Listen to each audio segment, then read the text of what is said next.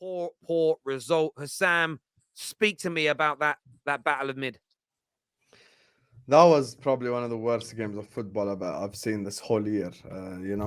Both teams just dreadful, to be honest with you. We were probably a bit worse than Chelsea, and it's just getting boring now. Like I just don't even know what to say anymore. I don't know what I can do. What can I say that hasn't been said 100 times already? It's just tactically inept. Jurgen Klopp once again. We've criticized him 100 times this season, and he deserves the criticism that he gets.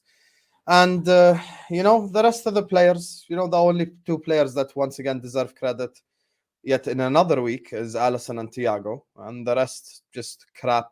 All of them, to be honest with you, just no one really playing football at the level expected of him. The front line all just not good enough. The midfield, besides Thiago, Bajcetic is a young kid. He showed moments, but I'm not gonna criticize him. The center backs, the right back, the left back, everyone just not good enough, man. And the fall from grace, it makes no sense. And I don't know how we went from challenging for a quadruple to just being this shit. Like you can fall off, but like people fall off to third, fourth place, and it's like a step-by-step process. We just fell off a cliff, man.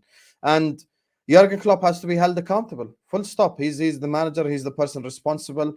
We should have gotten a midfielder in this January. I still have hope. I hope we don't get the wrong midfielder in. With the recent Mount links showing up. If we do get Mason Mount, then I might genuinely just delete my channel and disappear and just go work with chemicals again. I just cannot do this. If we get Mason Mount, honestly, it's just like the most pointless fucking transfer that would happen in the history of football as a sport. If you go get Mason Mount, let me just go get a shit midfielder to fix our already shit midfield. What a plan there. Today, the front three, I think, as well. Mo Salah shit performance. Cody Gakpo, few shots, but he's not even hitting the target. I like the one in the second half where he turned a little bit and he tried.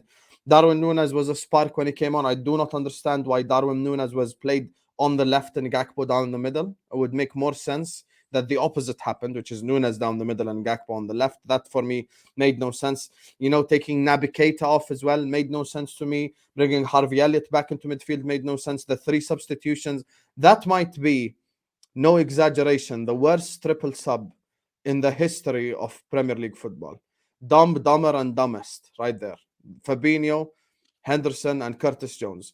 So I would love to just sit down with Jurgen Klopp. If I had the opportunity to sit down with Jurgen Klopp, I just need him to explain to me his thought process behind giving Curtis Jones a new contract. Tell me, what does Curtis do on the pitch? What does he do? Give me one thing that Curtis Jones does on the pitch. This guy is the most useless fucking player I've ever seen in my whole life. He's actually worse than Charlie Adam. I'm not exaggerating. I've seen Charlie Adam for Liverpool. Charlie Adam is better than Curtis Jones. This guy's just shit. There's nothing he does. He just gets the ball, dribble, look nice on the ball, shimmy, do fuck all with it. Can't shoot, can't pass, can't dribble, can't create, can't do anything. He's just shit, to be honest with you. And I have no idea why you would play him. Henderson comes out in the press, gives me interviews, and I promise I'm gonna get better. You're fucking shit. You ain't gonna get better. In your best year for us, all you did is run. That's all you did, bro. This is our captain. This is our captain. Trent told him to fuck off last week. That's my right back. Because why are you telling me where to be? You're fucking shit. Just retire. Hang up your boots. It's time to sit in the barn for Jordan Henderson. But hey, we're going to give Miller an extension. Big up to Liverpool Football Club. We are a banter club right now. And the only way, I don't know how we get out of this mess. And I know I've spoken a lot, but I'm just going to land here. For me, the biggest worry is we go sign Bellingham, we go sign midfielders, and we go, make the transfers that we need, and we're still shit. If that does happen, then there's only one solution that I've not gotten to that stage yet. But unfortunately, if we do sign players and we're still shit, then there's only one solution, to be honest with you. And I do not know what I can say in this moment in time. This is 9th versus 10th, and it was at Anfield, and we're fucking shit, man. We didn't really create any dangerous opportunities, didn't do anything. This is 90 minutes. You all could have used it to do something better. I apologize to all the non-Liverpool Chelsea fans who had to watch that shit for 90 minutes. I'm sorry. You know, I wish I could give you the 90 minutes back, but I can't. You know, so that's what I say. Also, this Mudrik hype. You know, oh, he's gonna do this to Trent, gonna do that to Trent. He did fuck all to Trent. Like this whole, oh my god, Trent this, Trent that. Just give it a rest, please. Oh god. I get your frustration. David, from a Chelsea point of view, what was your take on this game? It was quite positive, actually. I'm so over the moon that I'm not the worst top 6 team right now, because we're bad. Like, we're really bad, but somehow you guys are worse, and that gives me a little bit of hope. Genuinely, I thought before the game I thought it'd be a 0-0, and it was a 0-0, but it wasn't a 0-0 in the way that I expected it to be, because I thought we dominated the game. To be honest, I felt like we held possession quite well, and the only thing we were just lacking was finishing quality, and we've been knowing that, and also we've been lacking a competent midfield who can play some through balls, but we won't get into that. I thought overall it was genuinely a positive performance. In terms of Mudrik came on and he looked fantastic. I've done no scouting on this kid. I have no idea what to expect. He came on and was fantastic. The best player over the 90 minutes, and he played half an hour by far. Havertz wasn't completely awful today. I thought he was better out of the Havertz Mount pairing. I thought he was better than him. And Thiago Silva was fantastic, but that's a standard. And Badiashile looks a decent player. And what's exciting me about Badiashile playing well and Mudrik playing well is that if our board and our technical director and all the scouts are lining up in thought, as we've all been told behind the scenes, and it's going in that direction, that only excites me more for signing Noni Madueke, because that's going to be another winger who's going to run at people. I'm not the biggest fan of Caicedo, but if everyone is saying we need to get Caicedo because he's the guy, I'll keep my mouth shut and I'll see what happens. But I can see the direction my club is moving. And even though it's not going to be fantastic from day one, I can see the direction. So I'm a bit more positive. Whereas Liverpool fans, I feel like, are like, we kind of don't know what's going on. Our owners aren't going to spend money like Chelsea are doing. So there's not even that to say, oh, we're going to at least replace Curtis Jones and Bajcetic and Thiago and all these guys. So I can see why they're even more frustrated. But with me, I'm genuinely quite positive. We didn't win, which is annoying, but there were definitely positives to take out of the game. So I get that. This super chat here said El Shitico was dead. Chelsea needs rebuilding with Potter and sell the dead wood. Roman and Marina signings. Liverpool fans, don't be scared to question Klopp. I think Chelsea are being rebuilt. On Liverpool, I've been sent a stat through from Winter Surfer this backstage. 26% of Liverpool's goals this season came against Bournemouth. That's a problem. Like, what are you saying, Curtis? We haven't heard from you for a couple of weeks. What are you saying, bro? How you doing, man? You okay? How's everyone? I said before the game, I said if Darwin Núñez starts today, we probably have a chance of winning. If you look at Liverpool all season, we don't play through midfield. We can't defend through midfield. So what we have done in the games we've won is we've just managed to go long, and he's been able to threaten behind and give defenders something to worry about. He may not be the most clinical, but he's a good outlet, especially when you're not playing football. The last 3 weeks, if you've watched us when he's not been playing, we've had no outlet. We've created no chances. So we can slate Darwin Núñez all here. And today it was the same again. We have no midfield, and everything was just ball to feet, especially the front three. There is no pacing behind. There is nothing for defenders to be worried about. And actually, I think it speaks volumes when we're sitting here as Liverpool and Chelsea fans are telling me we created chances, and that's impressive, and we're happy with that. And as a Liverpool fan, I'm happy with the fact that we looked a little bit more compact. Yeah, it's in the nicest way. It's a bit of a mess right now. I'm not even buying into the whole Klopp conversation, as I believe there's a bigger problem, and I believe in long-term solutions. By getting rid of Klopp, you're fixing something short-term, but you're not addressing anything long-term. So I'm not even interested in them conversations right now. But there needs to be conversations about this club. There needs to be about the negligence right from the top, because we can sit here and actually say Jurgen Klopp didn't buy this player and Jurgen Klopp didn't buy this. But we all know here, the best clubs do not listen to their managers. They have a strategy and they follow that strategy. So to me, it's negligence by the owners, even on that side. Why are you not putting someone above Klopp's head to make certain decisions. If Pep Guardiola doesn't want a player, really doesn't want to play, he might not get him. But if he suits what Pep, the people above him want and have a vision for the club, they'll play his hand and they'll buy the player. And this is where I go back to. This negligence is right at the top. And I don't know. I don't know how you fix it unless you get new owners or Klopp goes. But if Klopp goes, you're losing one of the best managers in the world. So I do hope we get Solskjaer. But it is what it is. I said to you, Terry, and I'm going to wrap up on this a few weeks ago, my expectations are aligned with the owners this season. And that's their part of the cycle where this season, if we get top 4, great. If not, we'll go again next season. So I'm not deflated. I'm not overly upset. We're not a good footballing team at the moment.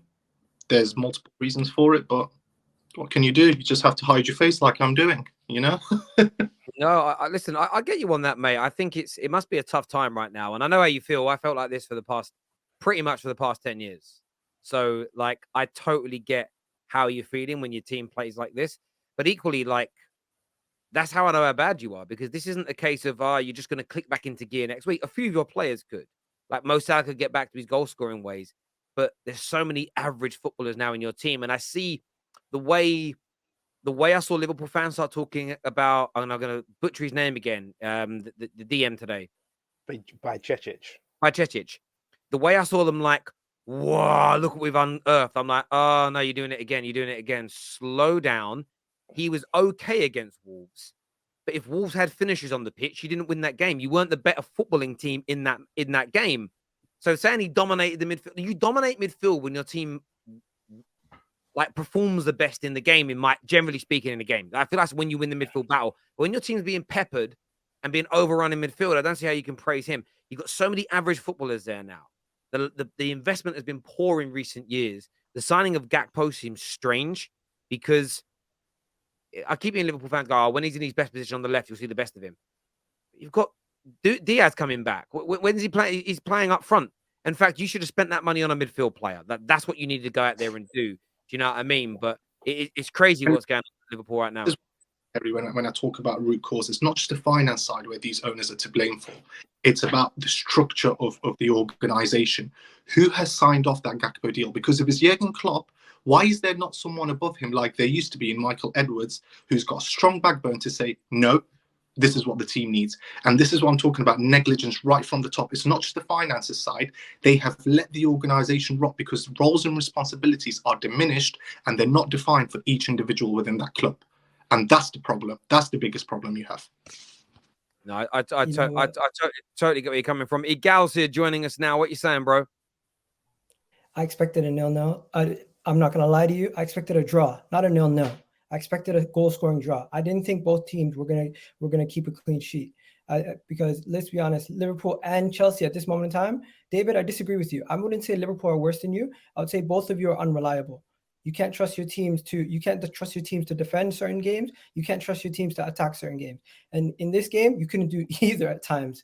Chelsea looked like the better team in the second half because their new signings have been the fresh breath of fresh air. Liverpool need more signings. Liverpool need some new players in that dressing room to galvanize these guys and kick them up their asses. Because let's be honest, a lot of the Liverpool players that have been here since the title days, they don't look like they're up for the fight. They don't look like they want to compete. They don't look like they're doing anything. And guess what? When Chelsea bring on Michaela Mudryk, who looked like one of their best players. Chelsea, you guys stole one over us. You did a good signing. At the end of the day, I wanted Mudryk. You guys got him. Fair play to you guys. He's going to be a great signing for you guys. Enjoying in the long run. In the short term, there's going to be growing pains because Chelsea is not a healthy place for any attacker to jump in right away. But he came in and he looked amazing. And to counteract that, what do you guys do? The substitution you guys made, Trent is the one comes on to try to stop him. The rest of the players that you brought in, they weren't game changers. You have no game changers at this moment in time. Liverpool look a shell of themselves. Chelsea look a shell of themselves. And it's not an insult to you guys as fans. Your boards and these people who are running your club are letting you down. One team is signing everyone under the books and they're trying to make changes. The other team is just letting the team rot away. And it's like two different sides of the coin. But at the end of the day, the team that is going to be making the difference is the team that tries to do something and tries to make something happen. Chelsea, Batty Ashley, and Michaela Mudryk were the two best players in my opinion, and they're the new signings. Chelsea, they might actually find something from this season, because I thought Liverpool were going to still be above them. But at this moment in time, they could potentially find something from this season. But when it comes to Liverpool, you guys have to wake up and say to yourselves, how do you let this team age to that level? How do you let a club like your club, where you're at standards, we're winning the league every single year, drop this low? Is the manager? Potentially. He's driving you guys into an iceberg. But you don't want to give him all the blame. You want to give the owners the blame. I get that. Owners are also to blame. They don't do things right and at this moment in time they're selling, so they don't have the ambition to do it. So maybe you're waiting until the new owners come. But guess what? These players might not be able to listen to Klopp for much longer. They might not be able to listen to him much longer. They might just need somebody else to come in to boost their ego, to tell them, you know what, we're going to do things a little bit different, to give them some new inspiration. Because at this moment in time, the person you guys love and endear is not really doing anything to make your team a better team. And you got to look internally and say to yourself, how are you going to make this better? I'm not here to insult any of your teams. I'm just saying what I feel like is straight facts. Anyways, I'm out of here. I'm going to come in here because I'm not saying Jurgen Klopp is not accountable. Like I say, he's made tactical decisions, and even today playing Elliot out at left wing, completely wrong. But fundamentally, if you change Jurgen Klopp now, you bring a manager in with the same owners who have the same ambition, you just go around the same cycle. What you do is you have 2 years of success, and all of a sudden you're going, right, we need to change manager again. In Jurgen Klopp, you have proven quality in one of the top 3 managers in the world. If you want to say 5, okay. A man that can go a whole season, maybe losing 2 to 3 games. And the fact of the matter is, you cannot afford to lose that asset when there is a bigger problem. So let's focus. And this is why I say I'm tunnel vision on all my problems are the root cause, which is these owners. And then if Jurgen Klopp continues this behavior, I can assess him then. But actually, in world football, there isn't many managers that can go a whole season losing 3 to 4 games.